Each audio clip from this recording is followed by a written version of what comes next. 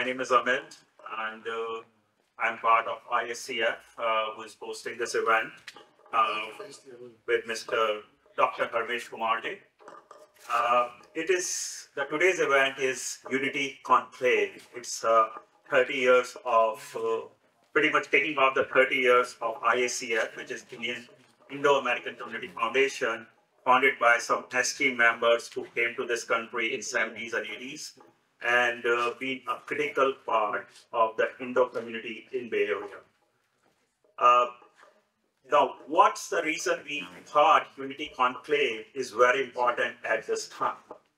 And that is, currently, we feel that every religion, every faith, everybody should be together. It's not about what faith or religion I am. It is about we are all humans. We have our faith. We have our own religion. But the thought process is same. The basics are same. So today, we want to start the dialogue with community leaders. We have excellent panelists and keynote. I would like to invite our panelists to join us on this table. May I have Mr. Dr. Jeevan Hang?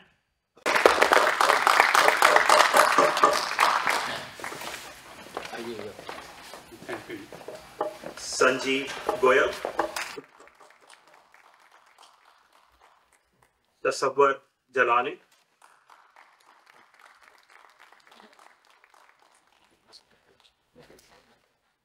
Jeevan Zutshi, Dr. Ramesh Panda,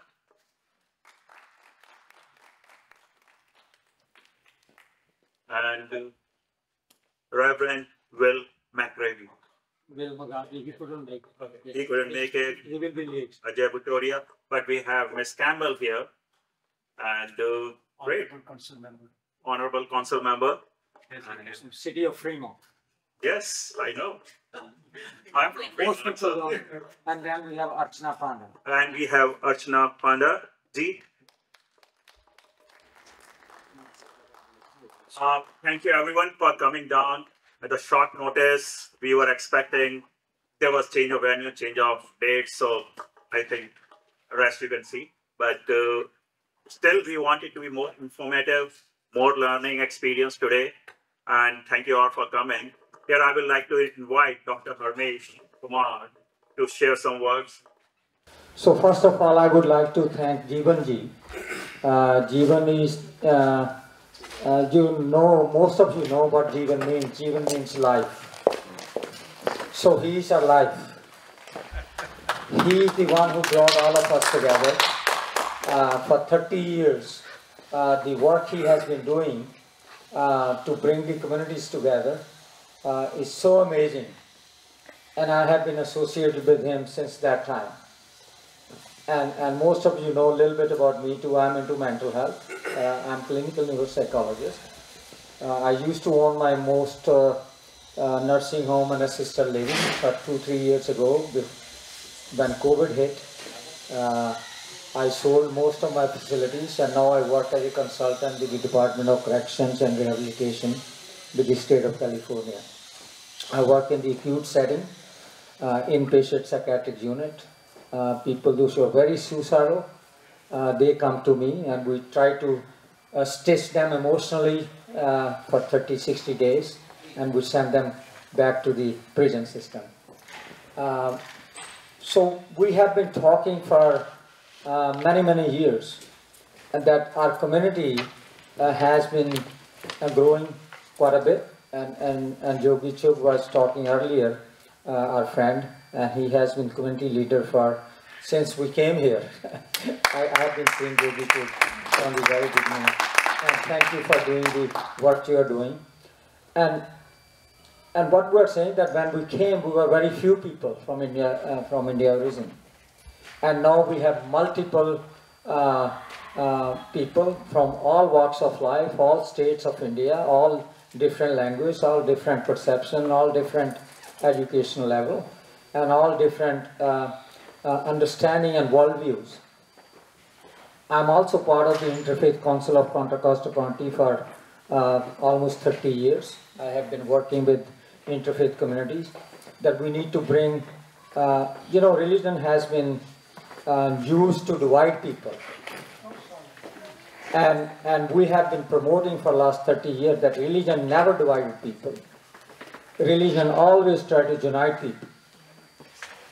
So that's the work which Guru Nanak did 550 plus years ago.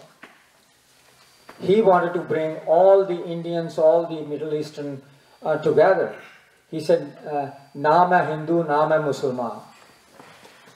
He didn't call himself Hindu, he didn't call himself Musalman at that time. But even after 550 plus years, his message is not being listened to, even by his own people, even by Sikhs. They even don't pay attention to what he said. So, what about, and even in Hinduism, there is no, if you look at all the epics of India, Mahabharata, Ramayana, Vedas, there is no mention of Hindu word in those Vedas. Even in Gita, there is no mention of Hindu word. It was created only to divide us by some politicians. Initially, it was Sanatana Dharma, and we still believe in that. All of us part of that Dharma. If you look at the Ten Commandments of Christianity, look at the Panchsheel policies of when World Health UN was established, and you look at Buddha's philosophy, you look at Guru Nanak's philosophy, you look at Prophet Muhammad's philosophy, look at Bhagavad Gita, all these things are saying the same thing. The only thing is different is their language.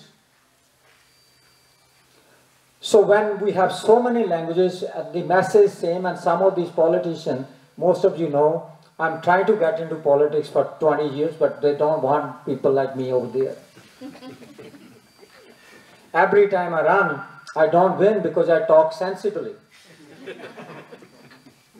When you talk sensibly in the insane world, you have to be alone. And that loneliness sometimes, if you don't know the systems, you don't have the skills. Sometimes loneliness causes depression and sometimes suicide.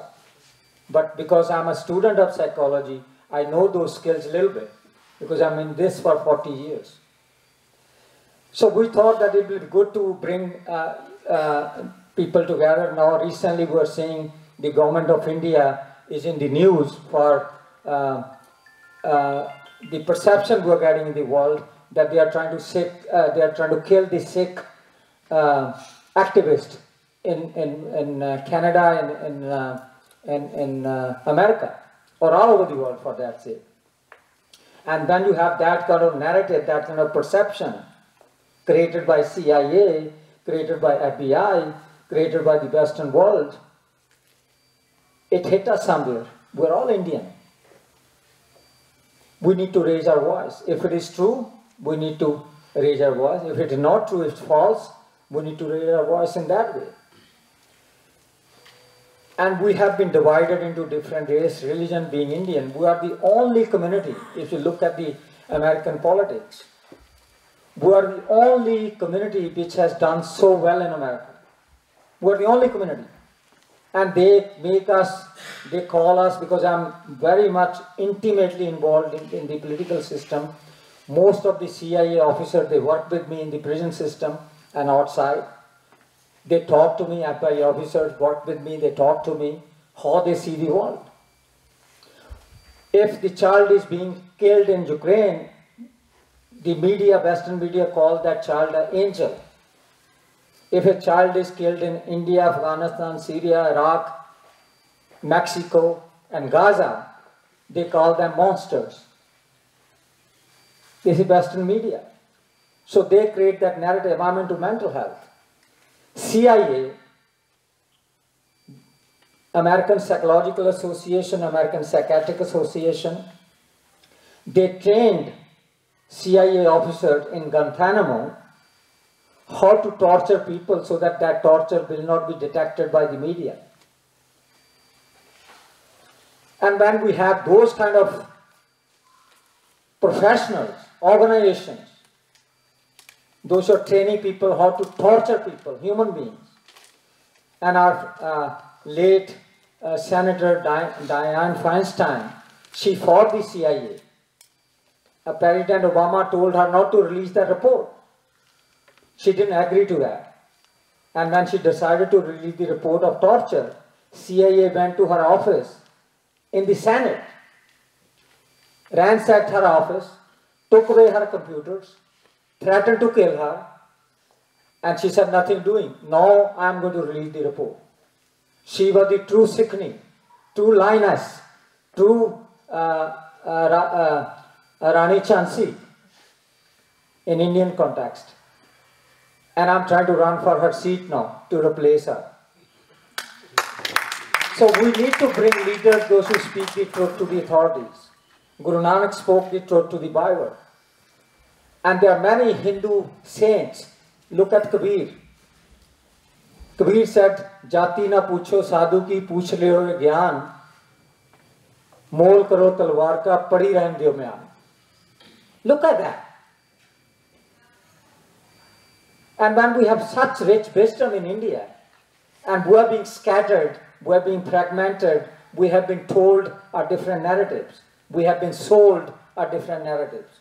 And that's why we are here together. And I would like to invite Jeevan Zutshi ji to have a keynote address to all of us. Thank you, Jeevan ji.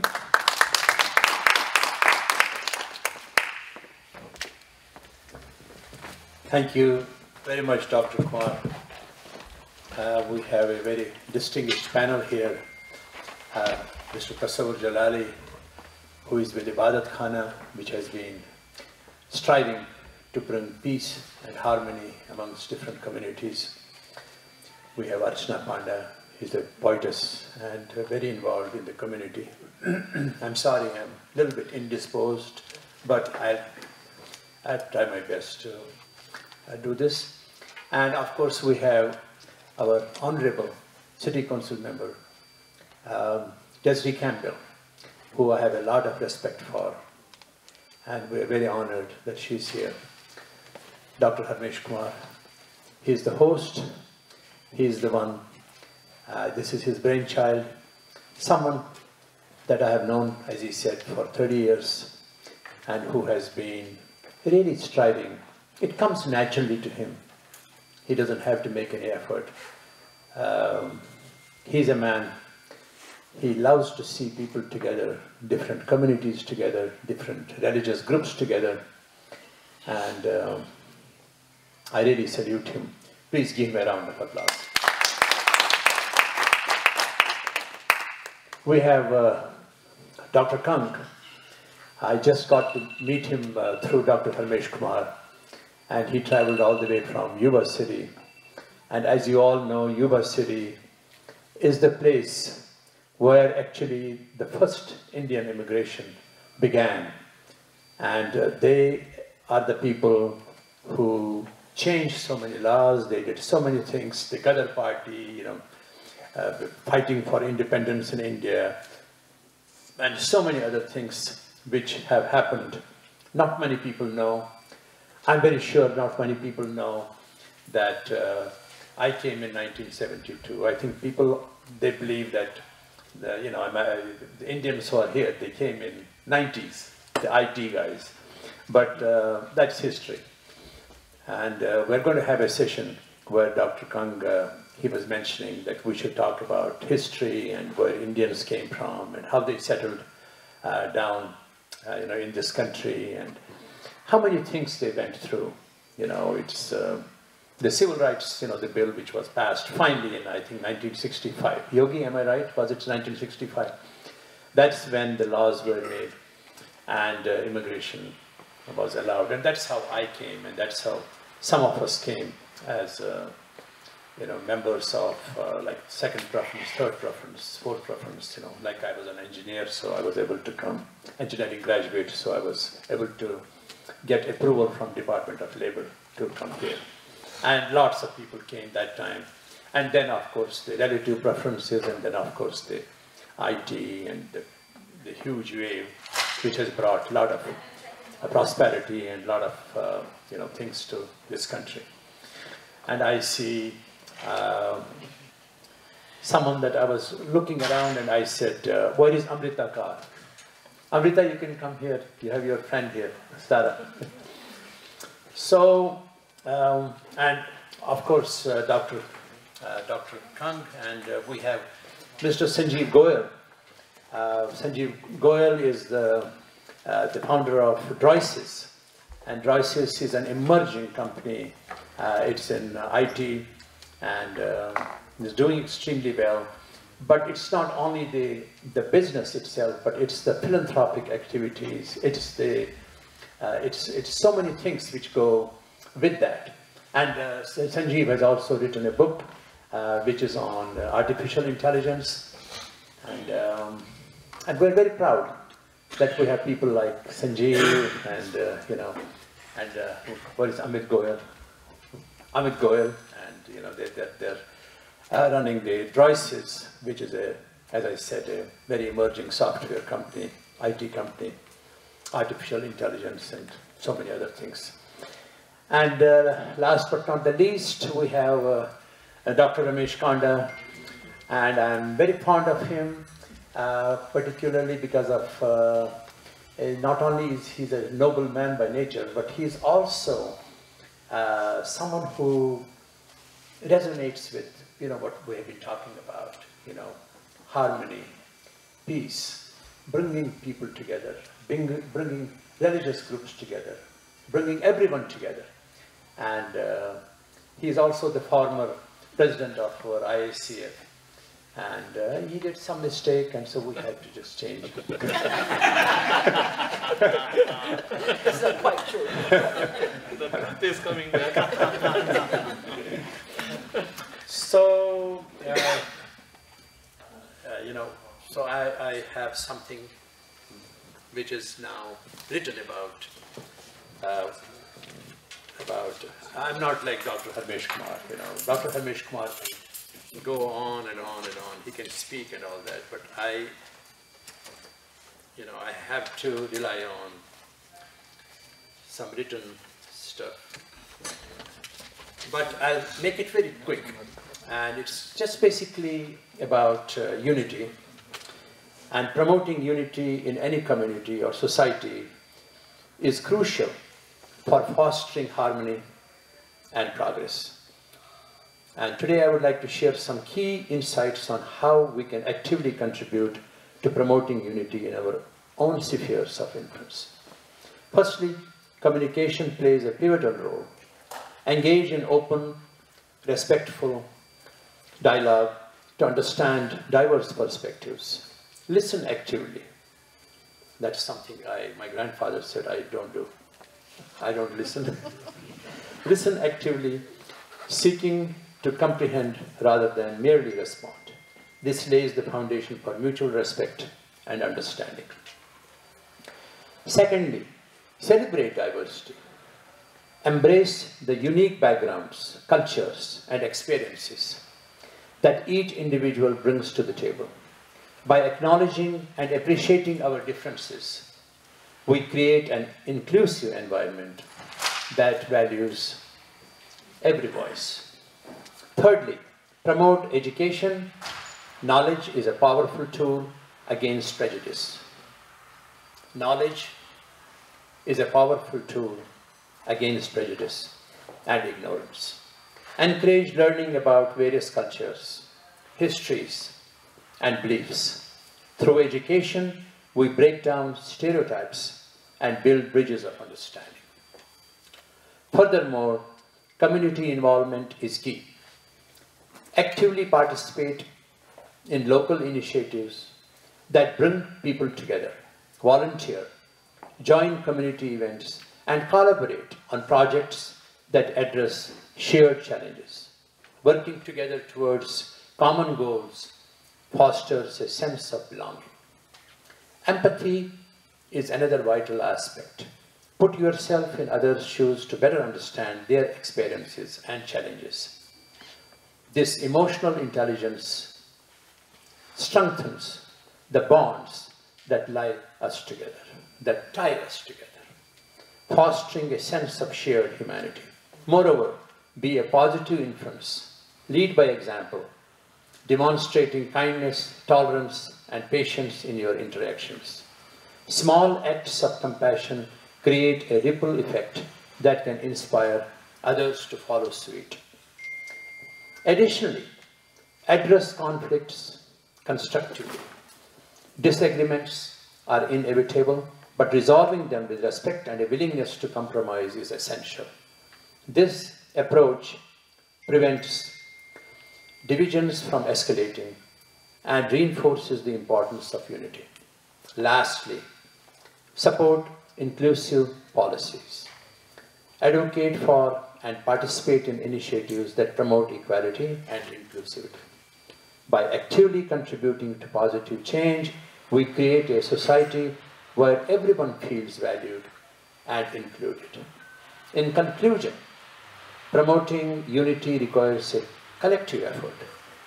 Through effective communication, celebrating diversity, education, community involvement, empathy, positive influence, conflict resolution, and support for inclusive policies, we can build a stronger and more cohesive society. Let's all work together to create a world where unity is not just a goal, but a reality that binds us all together. Thank you all. Thank you very much.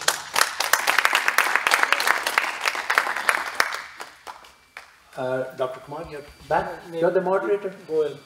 Oh, okay.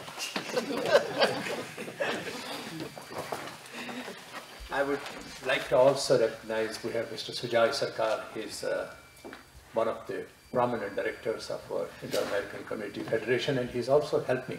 He's a very quiet man, and you know, he's just doing his job right now. And we have also Rahul Zutshi, my son, who is also director of IACF. He's the one actually who was 12 years old when he suggested that the name of the organization should be Indo-American Community Federation. I don't know how he got it that time, but this is really true. This is really true. He just is traveling from Washington, and we're very happy to see you. And of course, Naresh Sharma, he's Dr. Naresh Sharma, and he's also director. So we have some wonderful people.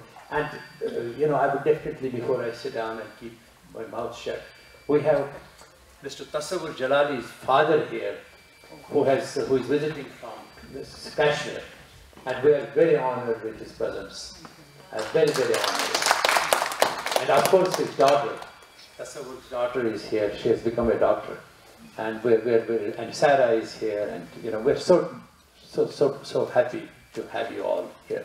Thank you. Amrita Kaur, she is also, you know, Kashmiri, and she's my adopted daughter. She is so active that you cannot believe it, but active in wonderful activities. You know, she has created several groups: Kashmir Poetry, Kashmiri Book Club, Kashmiri. She is very, very, very attached to Kashmir and the culture, and she's doing a lot of work in promoting that. Thank you.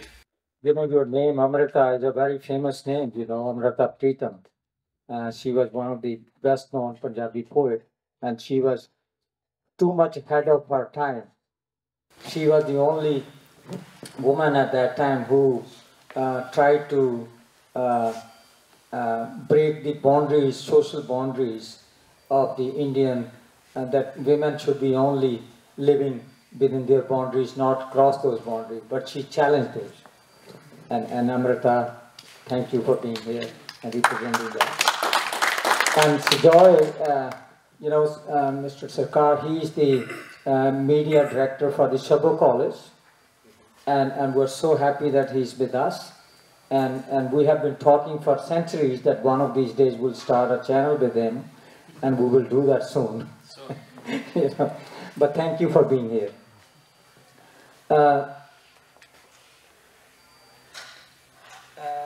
There are so many things in my mind I want to share with all of you, but I think the time is too short.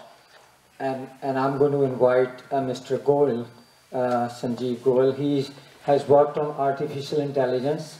We know right now that that's what is the fade going on in all over the world. and all the companies are throwing a lot of money into AI, and he will tell us a little bit about AI, and then I will talk to you after he spoke. Then after he speaks, then how AI will change our emotional feeling and our perception in day-to-day life, our relationships and our social perceptions after he speaks. Thank you. Thank you so much for having me here. It's a difficult topic, as you can imagine. So I'm sure everybody knows what is AI, right? So let me start with some stories which are important for this conversation today, because I was thinking, what can I share?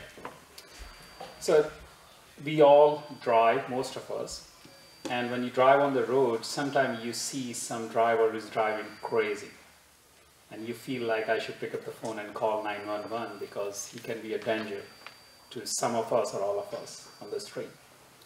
You arrive office, and somebody tell you that one of your colleague, his mom is sick and he's in the hospital, and you start thinking about that story or the story you have in your head, that stupid driver, and you say, oh damn, that Toyota Corolla must be Johnny. His mom is sick, so now his actions are accurate and fine. You still don't know whether his actions are accurate or actions are wrong. So the point I'm trying to make it is, humans are so easy to be influenced. What about AI? And that's the biggest problem I wrote in my book about bias mitigation. And that's the biggest challenge we have. If you feed wrong data, it's going to give you the wrong information or wrong result. There are a lot of cases. I have talked about 4 cases in my book. And that's where I believe organization like this, IACF, has even, it's more critical now. Because how do we solve this bias? How do we solve this mitigation? How do we even mitigate this? Is by collaboration and communication. There is no other way to do it. And how do you collaborate and communicate? When you are yelling on each other and when you're telling everybody you are wrong, you can't do that. So we need more platform like this to support. And where I believe, Jeevan, we should think about it, how do we create a task force now? Because this is a serious effort, because the lot of literature we have, even including Kashmir, in the religion, all of that, spirituality, yoga, very soon we will have so much of, sad to say, crap and on the internet that readers won't know what is right, what's wrong. Technologies like DALI, technologies like OpenAI, you can create content, and the content can be exactly what you want. We can influence people, and that is a big problem. I'll give you another interesting example. So Amit and me have a fund. We invest into companies. I'm on the board of a university called TCNJ. I went there last year, and there were a lot of students. They were presenting their design project, next year project. They were looking for funding. There was one kid, he brought a toy, and he presented the toy. Everybody loved it. This toy can talk to you. And I was just wondering in my head, why do I need a toy to talk to? I mean, think about it. And it's highly intelligent, it's AI driven, it can have a communication as if, or whatever the personality you want it to be. It can be your buddy, it can be your wife, it can be your kid. And I'm scratching my head. Is that the world we are living in? And these are the kind of problems I believe AI is creating, and opportunities AI is creating for us, because in some scenario you do need such tools or such devices, but not in all the scenarios. So that's another big problem. This company got some funding. I'm not the one who wrote the check. Let's see where they go. But this kind of forum, what you have, all of you have built, is super critical today. I can't thank you enough for continue to push it and continue to take it to the next level. But my request to you is, all of you are spending a lot of time in White House and Congress. We really need, as a community, a platform where we can set these standards, where we can set these policies. That's my biggest fear. Otherwise, the narrative will be wrong. Thank you so much for having me. Thank you, Jeevan. Very nice. I don't have much to add. He said my piece already. But one thing I would add that there were two professors. Both of these professors are black ladies. One is in UCLA, Dr. Novell, and then one is in Massachusetts from Harvard. She's Dr. Mulvaney. And Dr. Novell, she wrote about, she's a professor of internet studies at UCLA, and she has written a book called Algorithms of Oppression, about AI. Algorithms of Oppression. And you could Google search around the Google search. And then Mulvaney, she wrote a book called Coded Gaze. And there's another lady, Jasmine Gill. She wrote a book called Your Face Belongs to Us. It is both facial recognition. All of us are part of the pool at the international database. Any child who is born today, he becomes from the day he's born part of the database. And imagine if you're falsely matched with the face and with the crimes you never did. And I see those people falsely accused in the prison system I work at. And once you get entangled in the prison system in America, God save you. This system is so cruel. Once you get into that bed, no matter how much you work. Some of these attorneys, those who work for us as public defenders, they tell the inmate, even if they don't commit a crime, they said you have to take a plea deal. If you don't take a plea, they scare the hell out of them. If you don't take a plea deal, you may get 15 to 20 years of prison for doing nothing. And the inmate is saying, I didn't do any crime. He said, no, you have been caught there, and you have previous records. And if you don't listen to us, the jury may give you more time. And poor people, they don't have any legal funds to pay to. They don't have a family support system. They don't have any social support system. All the safety net in this country are gone, thanks to Republicans. So we need to really pay attention to these subtleties. So I would invite Dr. Jasveer Khan to share her perception about the world we live in. Dr. Khan. He's a physician by profession, a very well-known physician from university. Thank you. Thank you, Dr. Kumar. Greetings, good afternoon. So I really don't have an assigned topic, so I'm going to speak very unscripted. I was listening to Dr. Goyal earlier. If you feed a wrong data, what product you're going to get out of it. So I think the narratives are very important. I spoke to Jeevan ji, and his idea was that we really need to understand what are the issues which divide us.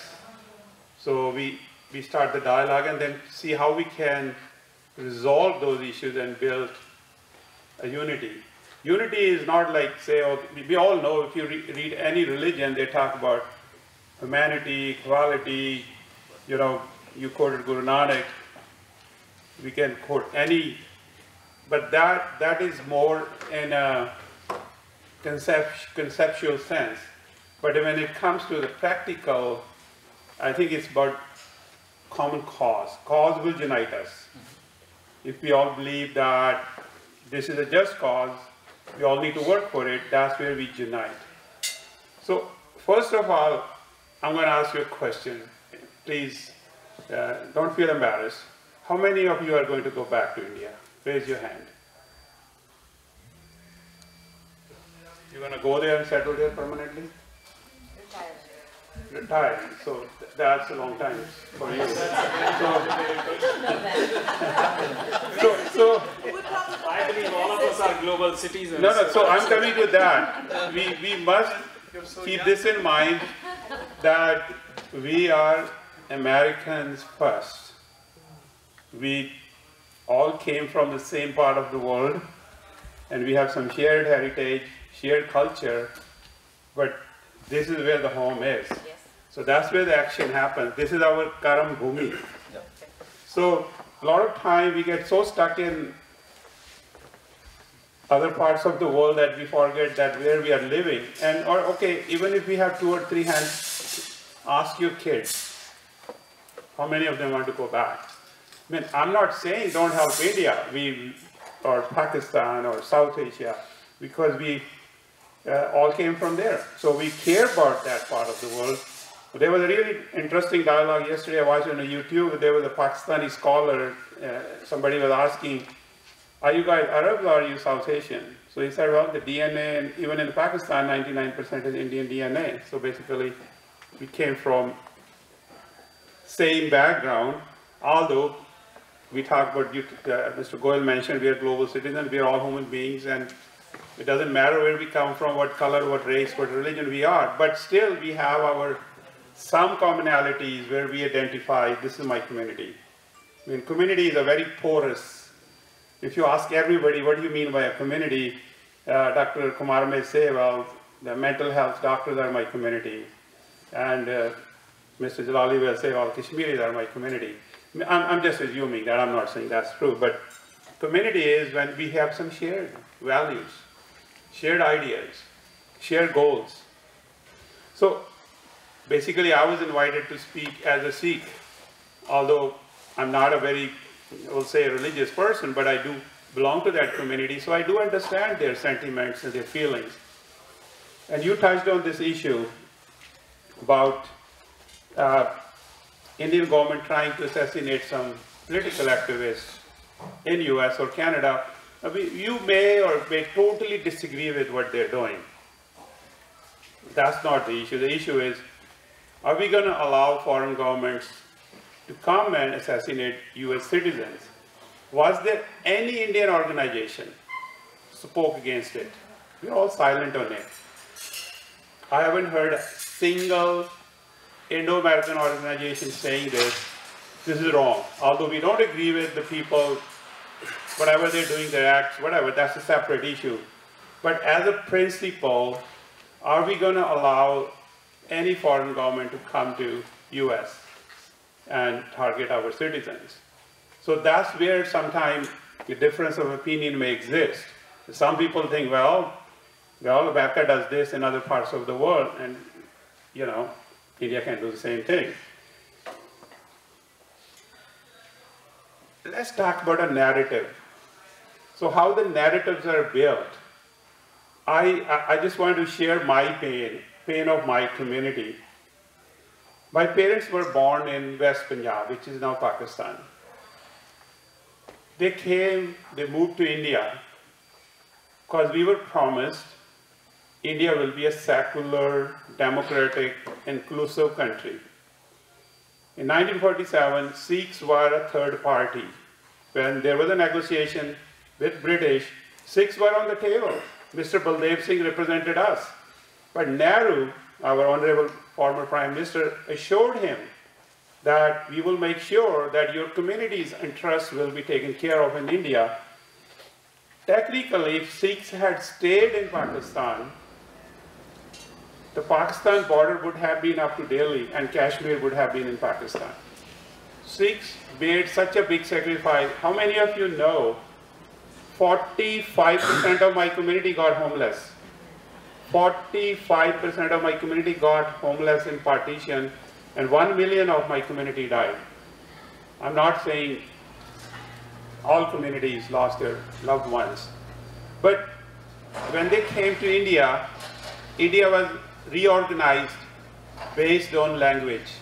The Congress at that time promised we're going to reorganize Indian states, because when British left, India had 585 different kingdoms, different areas, but so that was the stated policy. That's where I'm coming to. So that was the stated policy that India will be reorganized. along the linguistic states. We all know Bombay was divided into Gujarat and Maharashtra. We all know Mysore state was divided into Kannada speaking, and Hyderabad state was divided into Telangana and Madras, and later on Tamil Nadu. So I'm not getting into that. So when Punjabis asked that we want a Punjabi speaking region carved out, you know what happened?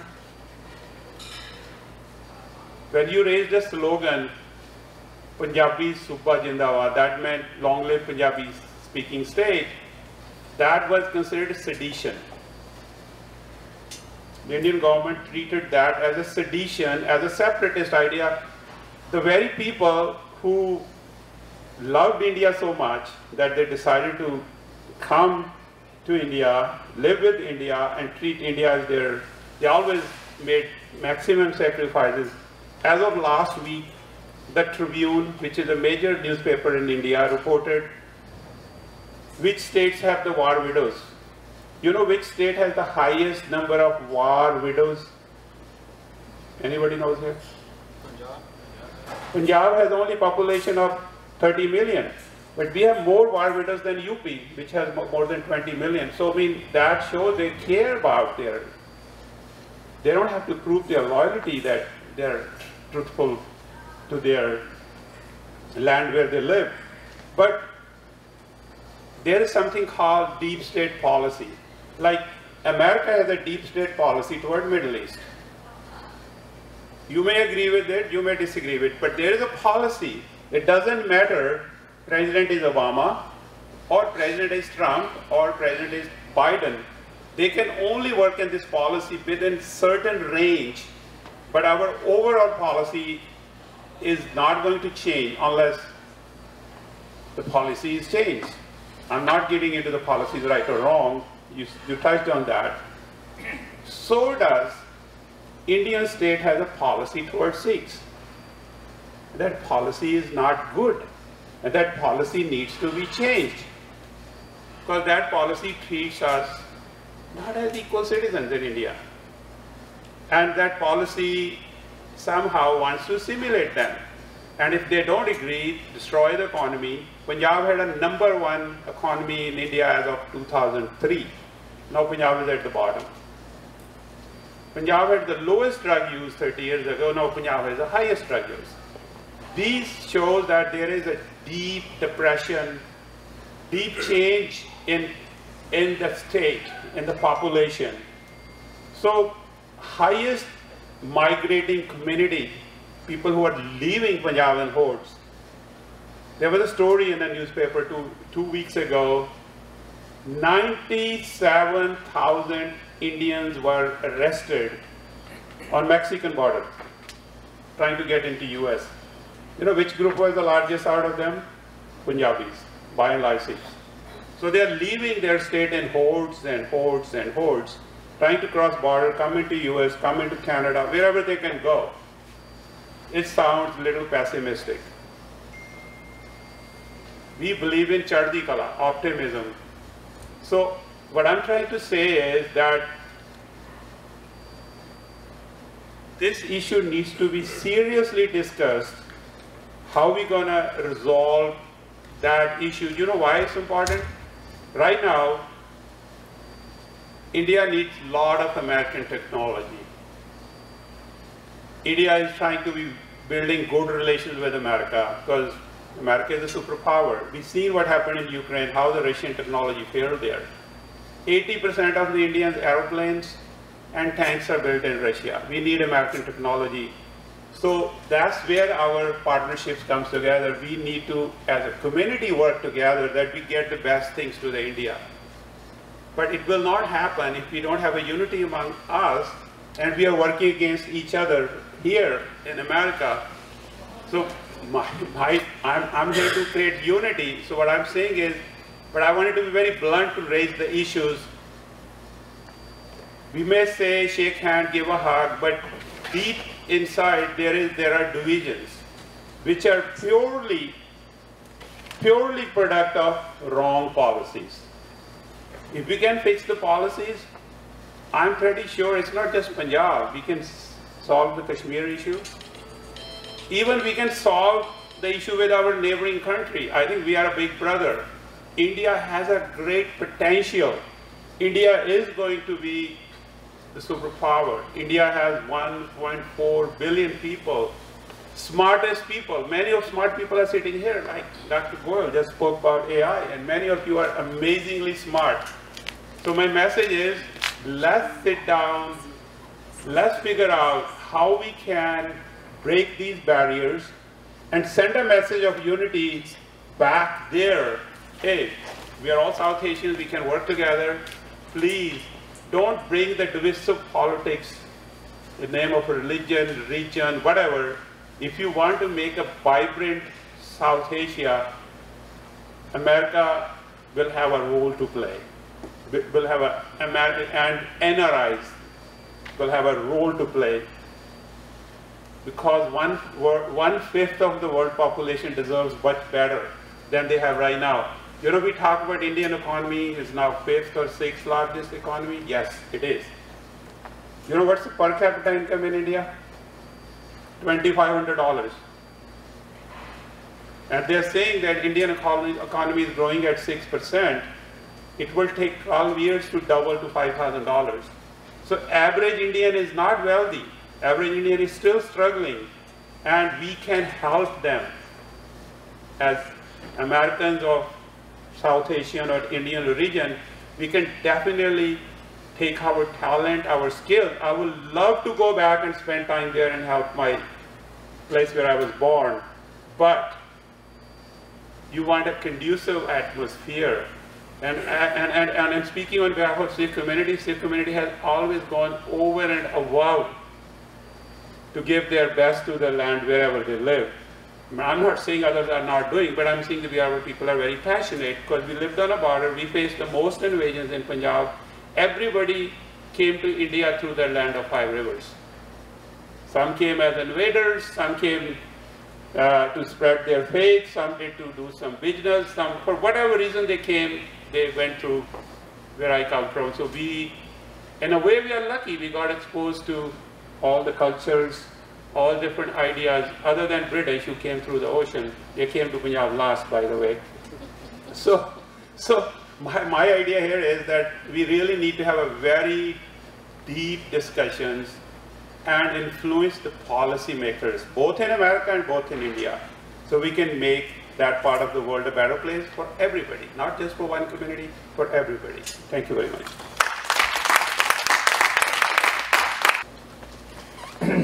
Thank you, Dr. Kang. You know, this is the dialogue we need to have, what we're doing today. And we need to educate our younger generation. I wish I could do it in a university campus this event, but due to my own scattered schedule and my bipolar energies, I'm being pulled into different directions because of my own kind of emotional hurt I have endured over the years, and also because of what I see in the world and what Dr. Kang said about Sikh. And most of you know Sikhs are not only the people, those who wear turban. There are Sikhs like me too in Punjab, those who don't wear the turban. There are Sikhs like Jeevan in Punjab, those who don't wear the turban. But they are basically, there are a lot of Sindhis, those who are Sikh. But the Sikhism was not a religion when it started as a human rights movement. And what Dr. Kang talked about, in this country, most of you know, those who have run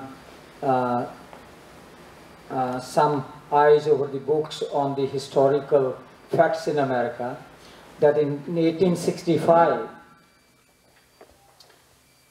we have an Emancipation Proclamation in America, when blacks were given freedom to be human being again. And when Lincoln did that, he was killed within no time. He was assassinated. So I'm not going to get into too much detail. I asked our next panelist, Ms. Campbell, a city councilwoman from Fremont, to come and say a few words. for having me here. Just like you, I have to have my notes because I can't remember what I'd like to say, so I like to keep my notes. But thank you so much for having me here with you this afternoon to talk about unity, diversity, and inclusiveness, because I think that's very important. Those are the buzzwords that you're hearing in local governments, in organizations now, that we want to make sure that we are inclusive of all people. I also wanted to thank you for bringing up your homeland. I am an American. I was born and raised in America, but I have an African heritage. However, I can't go back to Africa because I was never there to begin with.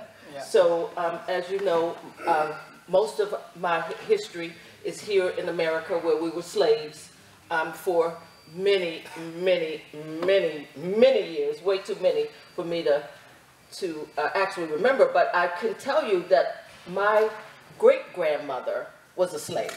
So it hasn't been that long ago that we have came out of that bondage, out of slavery. But in some ways, when we don't have unity, we are in some bondage, right? We hold ourselves back because we don't allow our voices to be lifted in the way that it should be lifted to support our culture. So I have just a few things that I wanted to say. I wrote down, unity means that every human being is worthy of profound respect. It doesn't matter whether you have $1 or $100,000, everyone deserves respect. And then I wanted to touch on a few points about what it means to build unity, or at least some of my thoughts on what it means to build unity. I heard someone mention earlier about volunteering. Find ways to help others, even if that means volunteering. I was talking to one of my friends, co-workers, on Friday, and she was fussing about something that was going on at work, and the relationship not being the way that she really wanted it to be. I said, you know what? If you say something nice to a person, you make their whole day. You look lovely today. Oh, I love your smile. Or thank you so much for doing that for me. That meant so much to me. Those are small ways in which you can help others, lift their spirit, mental health, all of the things that we're sort of talking about here today. Give people the benefit of the doubt. I heard earlier with your story about you don't know what people are going through. We make assumptions about people instead of asking, instead of saying, what's wrong with you? What happened to you today? You don't seem yourself. So those are the benefit of the doubt that we have to give people, not make assumptions. Focus on the positive. Our natural bent as human beings is to be negative. We're always pessimistic about something. But we could think of ways in which we could be positive and focus on the positive things that we see. I'm a very spiritual person as well, so I'm always looking for a scripture or something to help me stay positive, to keep me lifted up, because this world is not a nice place, as we understand that. Respect elders. I'm an elder. Respect your elders, because there's a lot of wisdom that comes from that. And if we sit and listen, we could share that wisdom that comes from being old and having living. I tell my granddaughter, you haven't lived long enough yet to understand what the world is really about. And then, of course, the last thing I'd like to share is to continue to embrace diversity.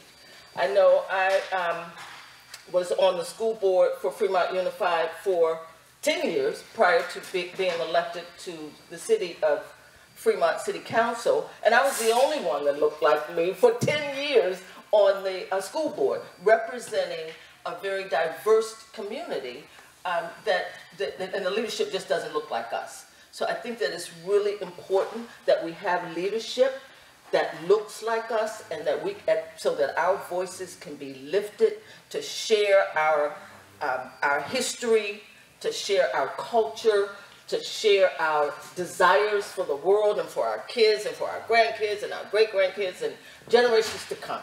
So again, thank you so much for having me. I appreciate it. Thank you. Thank you.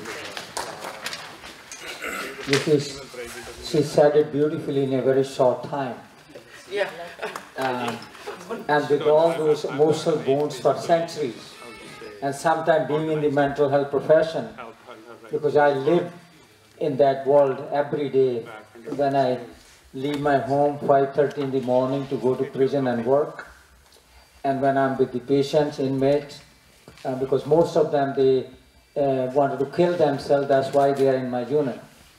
Some try to hang themselves, some try to cut their neck, some try to cut their private parts, some try to cut their veins, and I see the psychic pain every day. For the last 40 years I'm working with this field, and I'm still kind of blessed by God that I could do this kind of work day in and day out. And when I see community like this, all of you, a little bit so-called normal community, then I feel a little bit more that I'm a human being too, you know. So being from India, and why I wanted to share with you and what Ms. Campbell said, when I did my graduation from Government College Chandigarh, I topped in the psychology field. I got 71% marks. Because I'm from the weaver community, and weaving community in Punjab came under scheduled caste. When I topped in the school, I applied for a job. And then one of the teachers said, "Oh, you cannot get 71% marks because scheduled caste are so dumb. They don't understand. How could you get so many marks?" He said, "I don't accept this results. Why don't you redo the exam?" It's 1979-80. I had to redo the exam. I still got top marks. I did my master's. When I went to the teacher that I want to do something unique in my field, I don't want to sit in the library and do my research paper there. And she said, "No, you have to do what I tell you to do." I said, "No, I didn't listen. I'm Punjabi." So you cannot tell Punjabi, you know, what to do. They have to figure out on their own. And my grandfather was the lumbardar of the village. And to tell me, you have to do what I tell you to do, I didn't listen. When I didn't listen, the other people in my class, when they get practical marks out of 100, they get 95, 97 marks out of 100. And you could imagine how many marks I got. Out of 100, I got 40. But I didn't fade. I did my MPhil. I did my diploma in advanced labor law. I stood third in the university there. I applied for a job in Punjab University, Chandigarh. And I was the only scheduled caste candidate out of 22 candidates. There were 7 vacancies for scheduled caste. I was the only candidate qualified. When I applied for a job, they put me on the waiting list number 1, saying that all waitlisted candidates and all the selected candidates have been duly qualified by the selection committee. I went to the Vice Chancellor. I said, "You know, where is my reservation?" And he said, "We gave you a reservation." He said, "Where?" "We put you on the waiting list." I went to the High Court. I paid 25,000 rupees at that time to the attorney in Chandigarh. I sued the Punjab University. I'm the first scheduled caste to sue the Punjab University in the 80s. Because of me, even from 1987 when I sued the university until 2023, my case is still pending. And my brother, because my father was the only single earner, he sent 5 of us to Punjab University at Chandigarh to study. 5 of us were 5 siblings. Younger brother of mine, he's a professor in PGH Chandigarh. He was not promoted because he will become head of the department for 26 years because of the caste system. So when we talk about discrimination, when we talk about unity, we really need to look at it. How do we treat people? Even Indians. I said Ramayana, our highest regarded religious epic of India, was written by Valmiki. Our Vedas were written by Ved Vyas. Mahabharata and Gita was written by Ved Vyas. And what I said about Kabir, all these people, those who have given us so much wisdom in the world, and we Indians boast about it in the world, that we are so rich in spirituality and that we are the Bishop Guru of the world in spirituality. And the people, those who gave us those books, that knowledge, today, still today we call them untouchables. And we need to pay attention to that. How could this wisdom-filled people could be so low-grade citizen of India? For centuries, we try to keep them away from schools, from temples, from gurdwaras, from mandirs, from any socialization. And now we try to bring this SB 403 here in this country, and everybody went against it. Only politically motivated people went against it. Only politically motivated people, those who want to divide us. And most of these groups are like cults. Even Democrat Party and Republican, they are cults. Because I'm in mental health field. You know what happens when you become part of the cult? Your thinking stops. You don't think independently. And most of the Punjabis are known for independent thinking, because we have that heritage of independent thinking. And most of the Kashmiris from Guru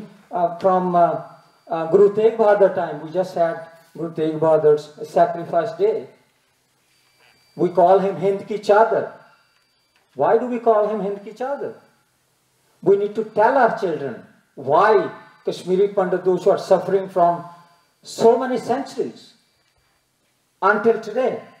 Even Hindu government, now they are talking about only giving 2 reserved seats to them in Kashmir. 2. So it is nothing to do with religion, it is nothing to do with the rulers we have. It's not the ordinary people those who discriminate. I have so much deep respect for Jeevan ji. He's like my elder brother. For 30 years, we eat together, we sit together, we discuss together. But look at this, how our institutions are structured and how they are designed, even in America. And Dr. Kang talked about deep state. We have deep state in India. We have deep state here. So let's join our heads together and hearts together to bring people. I'm not, this university who didn't give me a job for so many, I went back last week.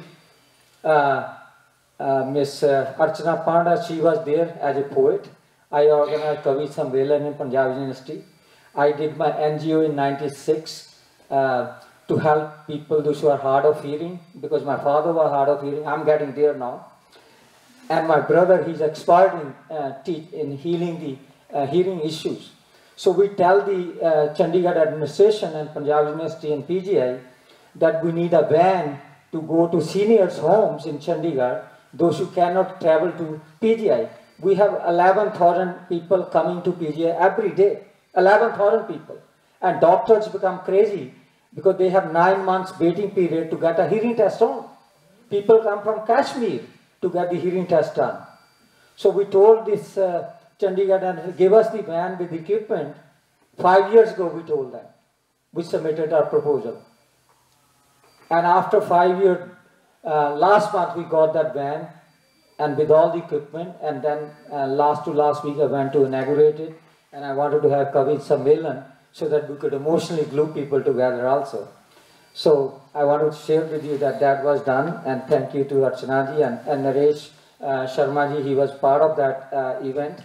And I want to, it's free to everybody, not only in Chandigarh, in Panchkula, and now the chancellor and the registrar of the university didn't give me the job. They are telling me to come and give a talk on 23rd of December this month on what I'm trying to do. And I'm going back on 23rd to give that talk. So I don't have any grudges because I'm into mental health. We want to stop victims from becoming the perpetrator. What we see in Israel, they call themselves the biggest victim of the world of Holocaust. But now they are the biggest perpetrators. With our help from the United States itself, we give them weapons. We give them the technology know-how. And they are the, see in the prison, that book, can you give me that book top on the next one? The House of Healing. This book is called The House of Healing. It is written by prisoners, inmates, and those who have really gone through forgiveness, not only for the people they killed or they hurt, but forgiveness for themselves too. So this is the book, is my Bible when I teach these inmates. And it's Bible for me too. I try to learn from this book how to heal myself. And we need to create a world which is a world of healing rather than a world of hurt. So now I call upon Mr. Jalal to come and share his wisdom with us. Thank you. First of all, I don't have to agree with Dr. Kumar saying that Jeevan is my elder brother. He looks younger. Oh, I didn't heard that.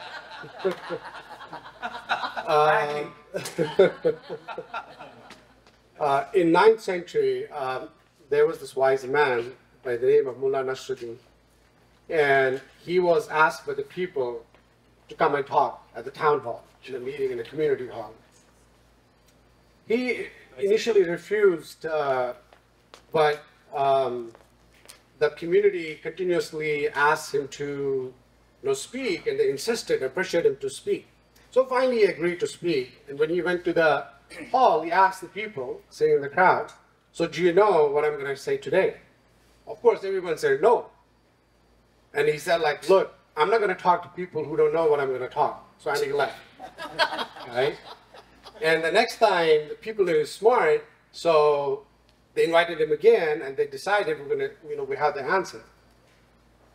So when they got him back into the community hall to speak, and he said the same question again, do you guys know what I'm about to say?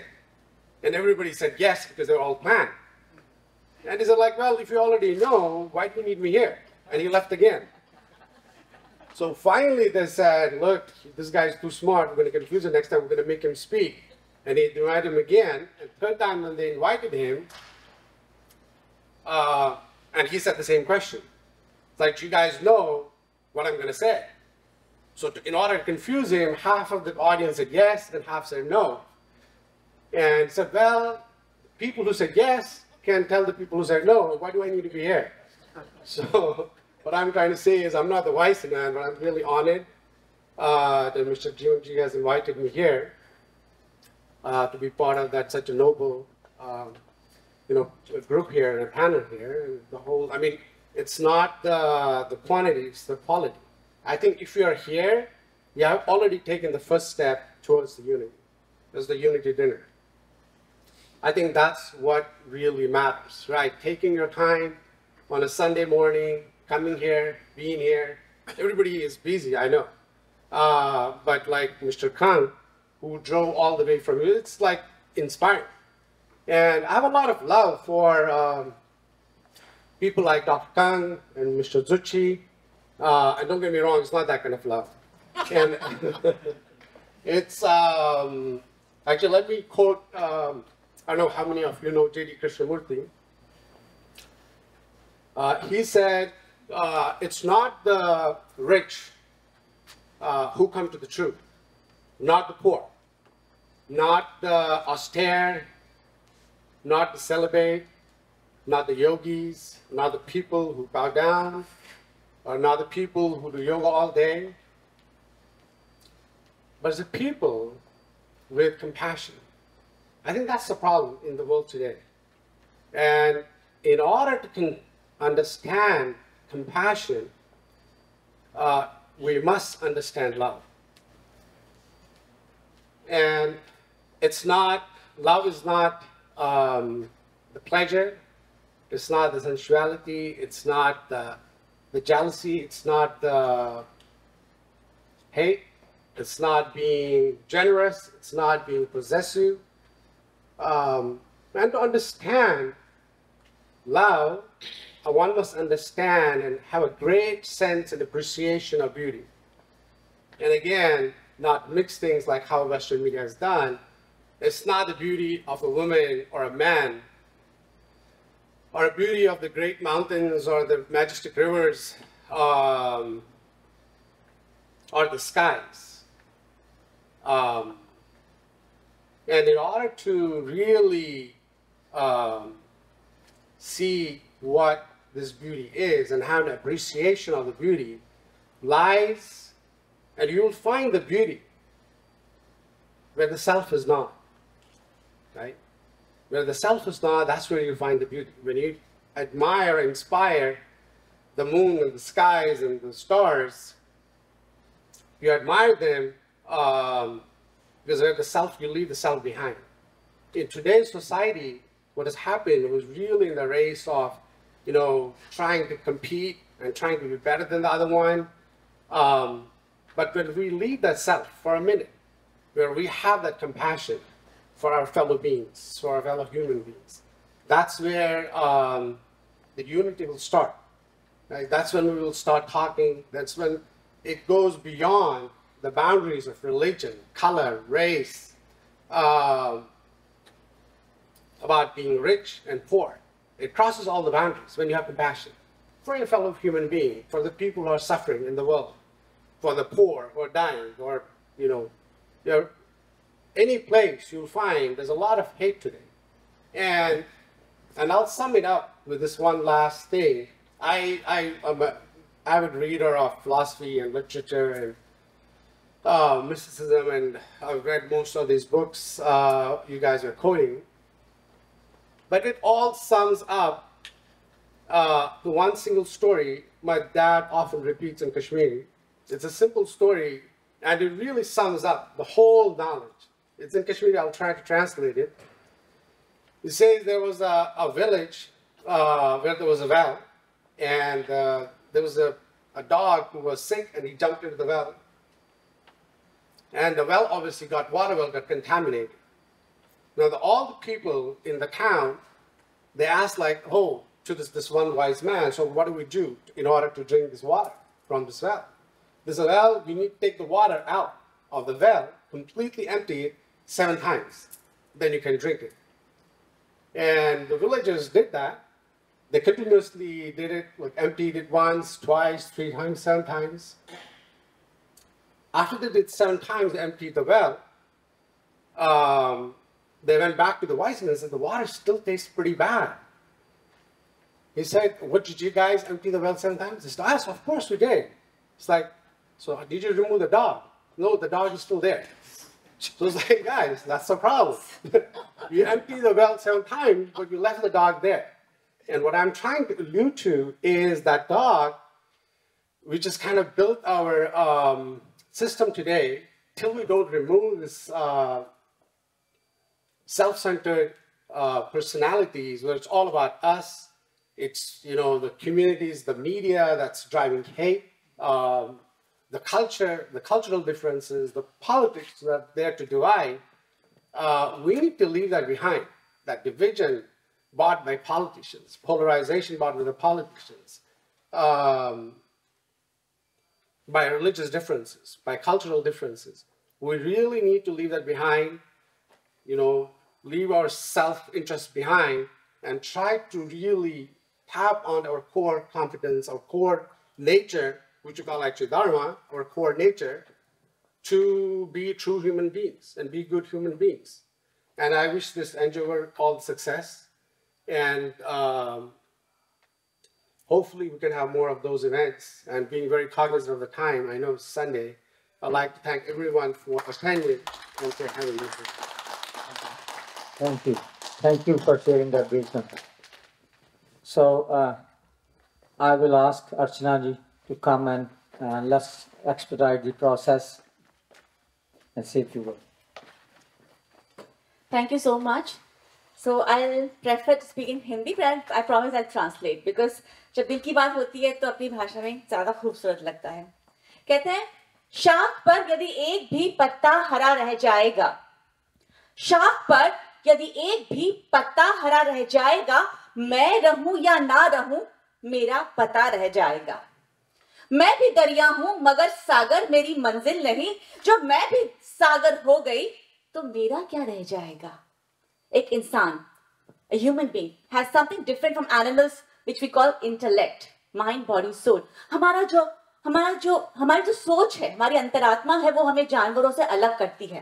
लेकिन क्या वाकई हम उसका इस्तेमाल, उसका प्रयोग करते हैं? धर्म क्या है? आज हम बात कर रहे हैं धर्मों पर, हिंदू, मुस्लिम, सिख, ईसाई, फलाना ठिकाना, 1000 धर्म होते हैं, कि धर्म है क्या?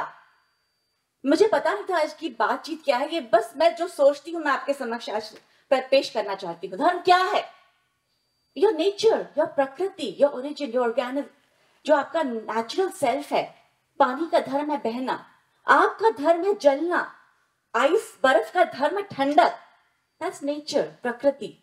वो कहते हैं ना, जब भूख लगने पे खाते हैं ये प्रकृति है, भूख नहीं लगने पे खाते हैं ये विकृति है, और भूख लगने पर भी खाना किसी को देते हैं, किसी भूखे को, वो भारतीय संस्कृति है. और उस संस्कृति को आप ध्यान रखिए, सोचिए. मुझे नहीं लगता कि ये जो मुश्किलें, वो इश्यूज आ रही हैं, वो किसी पॉलिसी या धर्म या गवर्नमेंट या पॉलिटिशियन से सॉल्व होगी. वो हमसे सॉल्व होगी. आपके अंदर क्या है? What do you think? Nobody can make you think unless you have it inside. जो हमारी भावना होती है उसी को उजागर करते हैं, उसको बढ़ाते हैं लोग, लेकिन अगर अंदर नहीं है तो बढ़ा नहीं सकते. How do you think? क्या आप, मुझे किसी ने कहा अर्चना पांडा, आप, my parents, my forefathers were pandits of Jagannath Puri. अरे आप तो ब्राह्मण हो. मैंने कहा इसमें मेरी कोई गलती नहीं है. I didn't do anything. Did I do anything to get that credit? What did I do? I didn't do anything. So why should I feel very proud of being that? जो मैंने किया है वो मेरी संपत्ति है. But I was bestowed. So what makes it special to me? It's as good as anything else. No, I don't really feel anything important about that. But अब समय आ गया है कि अपने धर्म को, अपने नेचर को, अपने सेल्फ को पहचानिए. हमको समय को देखकर ही नित्य चलना चाहिए. बदले हवा जब जिस तरफ, हमको बदलना चाहिए. विपरीत विश्व प्रवाह के निज नाव जा सकती नहीं, अपूर्व की बातें सभी प्रस्ताव पा सकती नहीं. जो होता आया है, हो रहा है, वही होगा, वही सही है, ये सही नहीं है. आपका दिमाग, मैंने कहा ना, आपका जो इंटेलेक्ट है, बुद्धिजीवी है आप. Can you think about it? क्या आप सोच सकते हैं? आप सवाल कर सकते हैं? हम सवाल करना सीखे ही नहीं हैं. We never learn to think or question. We have always accepted, जो मेरी माँ ने, मेरी ग्रैंड माँ ने बताया, वही हमने एक्सेप्ट किया है, वही करेंगे. लेकिन ऐसा नहीं करना चाहिए. Think about it. Even if it's silly, but ask questions. सवाल कीजिए. Is it right? Is it true? यही होना चाहिए, यही होगा. हो सकता है सही हो, but is it true? Is it right? Is it the thing? जो legacy है वो सही है? Can we change it in some way, in some subtle way? मेरा मानना है कि बदले ना बदले, लेकिन अगर आप सवाल करेंगे तो एक फर्क पड़ेगा. एक छोटी सी कविता के साथ मैं छोड़ूंगी, बिकॉज बहुत सारी बातें कहने के लिए है. लेकिन अगर ये बच्चन जी कविता है और इसमें कहता है, मैं हूं उनके साथ खड़ी जो सीधी रखते अपनी रीढ़. रीढ़ अर्थात सोच, आपका सवाल, आपका क्वेश्चन, आपकी नई पद्धति. It's just not a change of policy, धर्म, anything. It's your question, it's your attitude. आपकी जो पर्सनालिटी, आपका जो पर्सोना है, आपका जो अस्तित्व है, आपका जोश, जुनून, आपका जो जज्बा है, वो जिंदा रखिए. सिर्फ डॉलर के पीछे भागते भागते भागते हम इतना खो जाते हैं कि हम सोचना भूल जाते हैं. हम जीना, जिंदगी को फुल मेजर में जीना भूल जाते हैं. सुनिएगा, मैं हूं उनके साथ खड़ी जो सीधी रखते अपनी रीढ़, नहीं झुका करते जो दुनिया से करने को समझौता, ऊंचे से ऊंचे सपनों को जो देते रहते न्योता, दूर देखती दिन जिनकी पैनी आंख भविष्य का तमचीर, मैं हूं उनके साथ खड़ी जो सीधी रखते अपनी रीढ़. तुम हो कौन? Who are you? If the whole side tells me is one thing, but I believe, मुझे अपने आप पे भरोसा है, मैं सही हूं तो हूं. ये है तो है, अपने आप पे वो विश्वास और भरोसा रखिए. तुम हो कौन कहो जो मुझसे सही गलत पथ लो तो जा, सोच सोच कर पूछ पूछ कर बोलो कब चलता तूफान। सतपथ है वही पथ, सतपथ है वही पथ जिस पर छाती ताने जाते वीर, मैं हूं उनके साथ खड़ी जो सीधी रखते अपनी रीढ़। जय Hind. Thank you, Archana. You know what you said, I'm reminded of Dr. B.R. Ambedkar. He came to this country in 1913. 1913. He is the one who wrote, who was the chairman of the Constituent Assembly of Indian Constitution. He didn't have enough money to take care of his 2 kids, those who died from lack of medical care. He could have stayed here, but he went back to India. He is the father of human rights in India.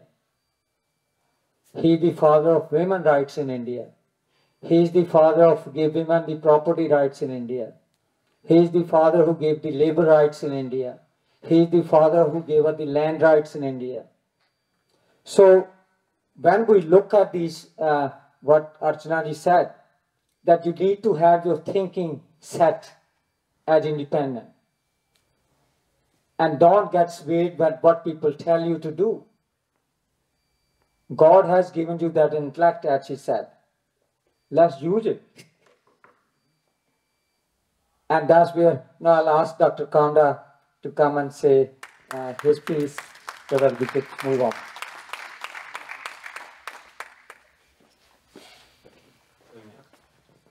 Thank you, Dr. Harmesh, and esteemed panel here, and our beloved younger brother. I would take, I'll take the lead, and our younger brother here, Jeevan Zutshi ji, has been in the community service for more than 30 plus years. He's been inspiring our community and bringing us together without any other agenda, but bringing community together, regardless of the origin, religion, whatever we bring with us. He's a great man, and I get every day inspired looking at my brother here. Please give him a big round of applause, Jeevan Zutshi ji. Thank you, Ji. And it's a 30 years anniversary we are going to celebrate with our young president, Amit ji, going to lead us with the IACF 30th anniversary. There's a big work cut out for him. I think that's why he invited his brother here to support Sanjeev ji. So thank you, Amit ji, for putting this together along with Harmesh ji and the team. So just coming back, I'll just acknowledge one more piece of my own friends who are visiting here. They are from India. Chandrasekhar Rentala is the Joint Secretary for the Department of Labor, State of Telangana. Please give me a round of applause too. He's going to make, so I requested them to make some notes so they can comment at the end maybe. And also we have Rabindra Shah, is Chief Engineer for Tata Engineering Company. He works for Tata, Ratan Tata directly, what I understand. So 30 years in the Tata company. So they are prominent, from India. So thank you for taking time and being with us. And hopefully you can add some comments from your observations. So quickly, I know we are, I think we're all lot of good things already covered here. So I'll just touch some notes I made. By birth, when you're born, nobody tells you you're Hindu or this or that or anything, right? So it's all like data points we get from people, your parents or somebody else. Hey, you're that, like Archana ji rightly mentioned. It's bestowed on us. Like we don't, like when I'm born, I don't say I'm this or that, right? I'm just like a human being. So that's what we have to keep in mind. These are all other things we got through the society. And as Sanjeev ji mentioned, whatever the data we get fed, that's output, right? If we have wrong data, we have wrong output. And our mind is AI, pretty much, as you rightly said. And I read his book, as I mentioned, is very practical sense. Give him a big round of applause putting that book together. You know, I told him earlier, there is no algorithm, there is no math, but it's a book about how we think and how we can leverage the artificial intelligence in our own sense, in the business, in our lives. So, you know, so that's what I think. We get all the wrong data from the community or different places. I mean, not always, but if we get the wrong data, then whatever we do, it comes out. So I think it's important to, you know, clean the data. And one of the steps in the algorithms or AI is you gather the data, but you cleanse it. If you don't cleanse it, then we have the wrong data and wrong prediction. So cleansing is the part where we can take ownership as a human being, our own mindset, how we can cleanse, you know, good versus bad. So that is the power we have, which we can empower ourselves to clean the data. And you know, also when we touched on the religion, like Harmeshji mentioned at the beginning, religion, no religion says you hate that or you hate this or you like this. It doesn't say, it all says we are all harmony. We have to create the harmony, community, belief system, right? When we go to temple or when you go to prayers, you know, Gurudwara, anywhere, we are praying, spending time to clean our mind and devote ourselves. We don't go and pray trying to hate someone or trying to do these bad things, right? When we go praying, we are cleaning ourselves to have clean mind, loving mind, and a harmony. So these are the places where we go worship, and we have to incorporate that when we come out also, you know, out of the temple or prayer place. So that is the important thing what, you know, we can practice. And, you know, last thing, you know, the policies, I think a council member left, but, you know, the policies driven, I mean, policies drives our human, you know, behavior also. And the policies made by ourselves. And we have to empower ourselves, like Harmeshji is, you know, running for the Senate. He ran for different positions and he's very active in the political area. The policies are made to make betterment of our lives, our societies. So we have to be empowered to tell the policymakers, if we are not in that seat, so whatever the means we have, like voting or whatever, like reaching out to our elected members to educate them and give the advocacy to the community and bring the uplifting so that we have the better policies. So all the policies are helpful to everyone. So today, you know, some policies may not be helping everyone. So that is where, as a community member, as a empowered people, we should align with our community and political system and be active and be advocate to make it better society. The last one, I'll close this here. Obviously, we all know the Vasudhaiva Kutumbakam. World is one family. Obviously, you know, we have here, we know it's a word, but, you know, we have different divisions for whatever reasons. We cannot avoid that, but, you know, at least going forward or within the intelligent group, we should take empowerment to educate our fellow community members to think in front of everyone or at the family level, in the community, a phrase of being human being, and world is our one family, and help each other and, you know, bring the communities together like this. Thank you, Harmeshji, for hosting this event. I appreciate it. Thank you for time and listening to my few words. Thank you, Kanda. Dr. Kanda. I want to thank each and every one of you for coming. We wanted to do it for a longer time, but we don't have enough human resources right now with us. And all of you, I know you came on Sunday, and you all have important work to do on your weekday off. And I want to thank Kulwantji, Dr. Kulwant Gill. He's an open space of Santa Clara County, been a good friend. And Amarji, thank you for taking the lead and becoming taking that burden of being the president of Indo-American Community Federation. I'm looking forward to work with you. And Archanaji, thank you. Dr. Khan, thank you for coming all the way from there. And Dr. Goel, Kondaji, and Hilaliji. I think we have to leave with these two things I say only at the end. One is that, you know, Brahma created the world. That's what we say in Hinduism. But we don't have in Brahma's temple in India. Anybody who wants to create something, we want to forget him. But we want to market religion, then we bring Vishnuji and Lakshmiji. So in India, I'll say many things about that, but Kabirji said at the end, I'm going to end it with this, that Pothi pad pad jagbua, Pandit Vyana koi, Dhai akshar prem ke, pade so pandit hoye. Let's learn that language of love. All our spiritual leaders have told us. With that language, we could cure the world and we could bring the harmony in the world. Thank you, Jeevan ji, for being our mentor. Thank you for all. Okay,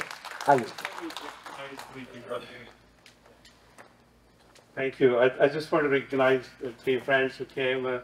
Mr. K, he's from Maharashtra. Actually, he called me from Bombay at Taj Hotel. They were commemorating that attack on the hotel. He always advocates that we all need to be very honestly having a dialogue. That's the only way we're going to find a common ground. And I have a good friend in IT here, Amit Palsara. He's associated with Fremont Gurdwara. My friend, Dr. Kurman, he's a very, very successful veterinarian and he lives in Cupertino. So I want to thank three of them. I mean, there's a lot to say, but in the end, I think we all need to work together, try to understand our commonalities, our differences, and build toward how we can make our community more vibrant. I mean, it depends how we define our community. I think, as you mentioned, the whole world is our community. Thank you. We'll do a bigger event next time. Thank you, Jeevan ji. Thank you for coming.